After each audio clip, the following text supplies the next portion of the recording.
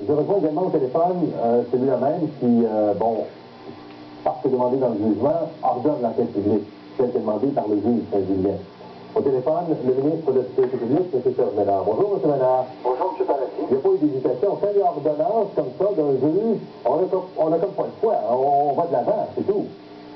Oui, on aurait pu en appel aussi, mais quant à moi, j'étais décidé que même si le juge ne m'ordonnait pas une enquête publique, si le juge exprimait dans son jugement un doute quant au suicide, j'étais décidé à ordonner une enquête publique. Avez-vous été amené, M. le ministre, à jeter un coup d'œil sur la totalité de l'affaire, parce que c'est pas d'hier que M. Dupont, vous n'êtes pas là depuis les calamités, vous là, mais c'est pas d'hier que M. Dupont et la famille tentent d'obtenir une enquête publique comme celle-là.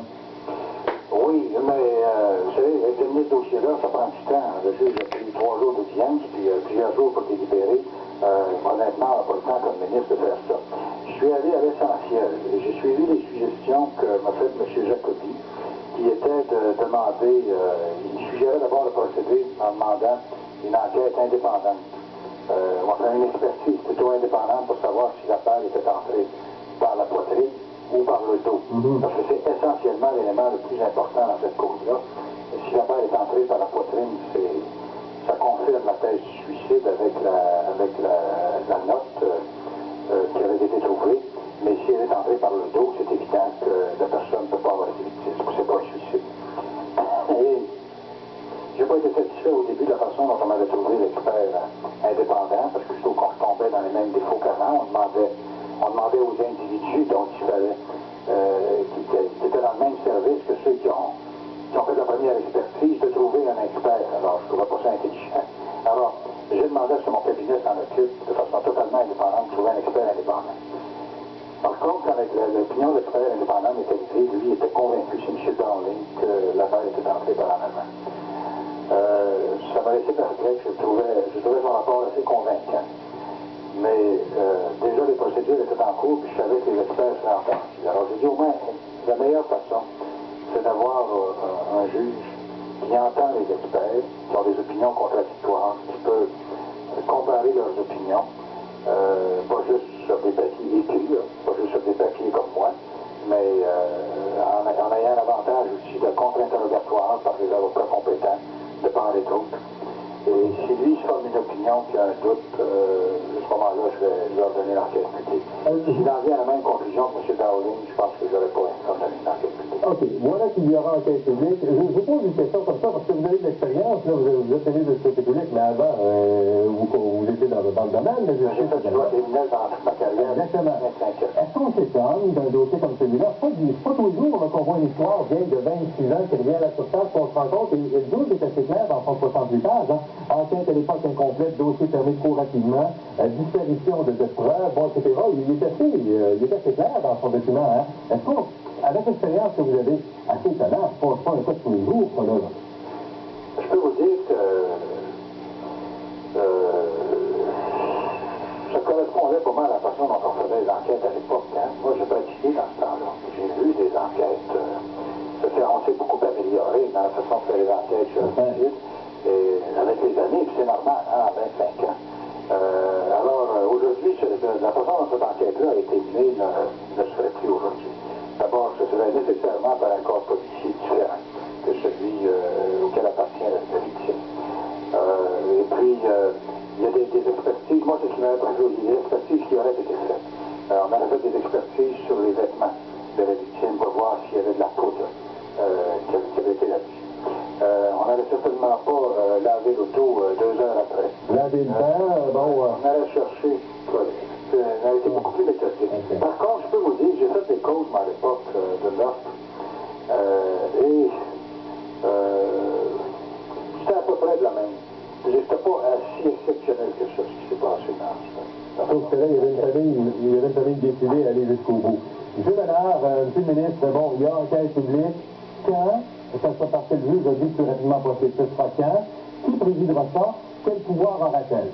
Bon, mais d'abord, j'ai parlé au juge en chef ce matin.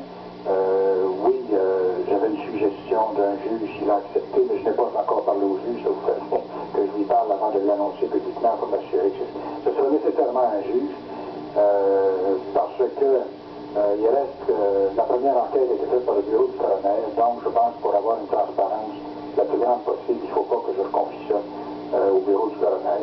Et c'est pas parce que j'ai pas confiance dans les coroners d'aujourd'hui, mais je pense que pour des raisons de transparence, c'est un peu bête que les coroners d'aujourd'hui soient appelés à juger la l'attitude passée d'un coroner de l'époque. Donc je pense qu'il faut que ce soit un juge. Je l'ai choisi personnellement. Je pense que c'est un ancien criminaliste d'expérience. S'il accepte, parce que je lui ai pas encore parlé, il va retourner mon appel. Mais je ne sais pas encore quel véhicule législatif je dois utiliser. Le juge ne m'a pas aidé là-dessus. Okay. Parce que moi, j'ai des opinions comme quoi je ne peux pas ordonner une enquête du coroner là-dedans. Okay. Ou je fais peut-être passer dans une commission d'enquête. Mais chose certaine, je vais respecter la décision du juge, c'est-à-dire que l'enquête sera publique. Et quand? Sera faite par un juge. Ça va être fait bientôt? J'espère, après les fêtes, comme je vous dis, j'ai quand même quelques problèmes légaux à résoudre que le juge, malheureusement, n'a pas résolu dans sa décision. Pouvoir total? Ben oui, c'est les pouvoirs, ce serait soit les pouvoirs d'un coroner, soit les pouvoirs d'un commissaire enquêteur, c'est les pouvoirs les plus grands que donne la loi à une personne qui peut faire enquête. Une dernière question, M. le ministre. Vous avez parlé, avant de se laisser, à Mme Dupont. En tout cas, le fils nous racontait cette conversation. Vous avez dit, il y a eu des erreurs, on ne les reprend pas. Oui, je n'ai pas dit que j'avais été induit en erreur. J'ai dit que nous ne referions pas les erreurs passées. Ça se peut. La conversation était assez longue, mais j'ai compris que madame était très émue. Je voulais qu'elle l'apprenne, je voulais lui dire avant qu'elle l'apprenne par la télé. Et comme j'ai pas pu parler à son avocat, puis qu'il est pris ailleurs, normalement j'aurais passé par son avocat, j'ai donc parlé directement. Je me suis aperçu qu'elle était quand même très émue encore de la décision dont elle bénéficiait. J'ai probablement dit à un moment donné, je ne répéterai pas la même erreur, c'est-à-dire faire l'enquête par quelqu'un qui est relié au même bureau qu'avant, parce que c'était ça le principal reproche qu'on a fait à la demande d'un autre rapport de pathologiste avant, c'est qu'on s'est adressé au même bureau dont faisait partie le pathologiste dont on voulait analyser les résultats. Le but de l'exercice, c'est qu'une lumière soit faite sur ce dossier-là une fois pour toutes après 26 ans. Oui, si c'est possible après 26 ans, parce que vous voyez, si c'est un meurtre, ça va être difficile, j'imagine, de trouver qui l'a fait. Contez-moi un peu, on a 35 secondes. Évidemment, M. Dupont a dit qu'il y en a eu 5 ministres qui sont pensés là-dessus. Puis jamais ça aboutit, il aura fallu un juge qui, dans une déclaration, ordonne la tenue de l'enquête. Prenez-vous un peu le blâme de tout ça, de ces délais, Ben, j'en prends une part de responsabilité. Comprenez qu'on n'est quand même pas pour enquêter systématiquement sur tout ce qui s'est fait il y a 25, 30, je veux dire, je vais remonter jusqu'où. Il faut que ce soit dans des circonstances exceptionnelles. Et au fond, c'est ça qui a amené que la famille a dû prendre des mesures exceptionnelles. Je pense que tout le monde va l'admettre que c'est une cause exceptionnelle. Je ne peux pas refaire le système.